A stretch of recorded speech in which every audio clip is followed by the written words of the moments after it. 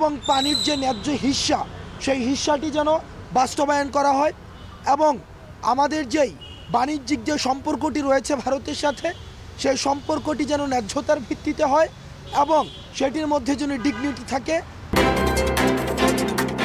এই গণ অভ্যুত্থানে ফ্রন্টলাইনার্স হিসেবে কাজ করেছে।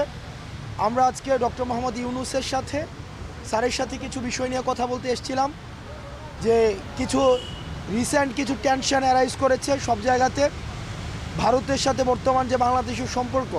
গতকাল আমরা দেখেছি যে আগরতলায় যে হামলাটি হয়েছে আমাদের যেই বাংলাদেশ কনসুলেটের মধ্যে এবং রিসেন্ট যেই সাম্প্রদায়িকতা ইস্যু যেটিকে বিশ্ব মিডিয়াতে দেখানো হচ্ছে যে বাংলাদেশে মাইনরিটিরা অনিরাপদে রয়েছে এবং দ্রব্যমূল্যের ঊর্ধ্বগতি, শিক্ষা, নতুন কমিশন, সংস্কার প্রস্তাবনা, এই বিষয়গুলো নিয়ে স্যারের সাথে আজকে আমাদের আলোচনা হয়েছে।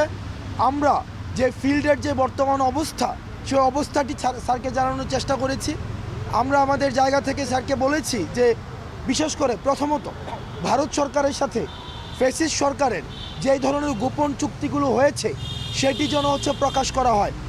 ফেলানি হত্যাসহ সীমান্ত যতগুলো হত্যা হয়েছে সেগুলোর জন্য বিচার নিশ্চিত করা হয় এবং পানির যে ন্যায্য হিস্সা সেই হিস্সাটি যেন বাস্তবায়ন করা হয় এবং আমাদের যেই বাণিজ্যিক যে সম্পর্কটি রয়েছে ভারতের সাথে সেই সম্পর্কটি যেন ন্যায্যতার ভিত্তিতে হয় এবং সেটির মধ্যে যেন ডিগনিটি থাকে।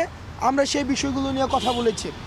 আপনারা জানেন যে সিন্ডিকেটের কারণে মানুষের যে দ্রব্যমূল্যের ঊর্ধ্বগতিতে মানুষের স্বাভাবিক জীবন যে ব্যাহত হচ্ছে, মানুষ ফিল করছে যে এই যে দ্রব্যমূল্যের লাগাম টানা উচিত। মানুষের সেই শঙ্কাটি আমরা ডক্টর মোহাম্মদ ইউনূস স্যারকে আমরা জানিয়েছি।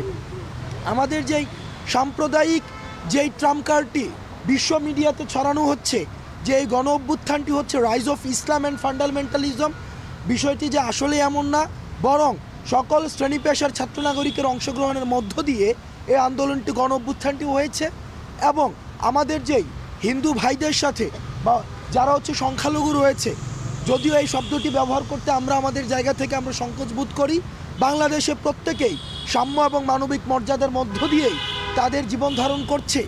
আমাদের যে সম্প্রীতিটি রয়েছে এই সম্প্রীতিটি কীভাবে বিশ্ব দরবারে আরও বেশি করে প্রচার করা যায় এবং অ্যান্টি প্রপাগান্ডার সেল নিশ্চিত করা যায় সেই বিষয়গুলো নিয়ে স্যারের সাথে আমাদের কথা হয়েছে আজকে।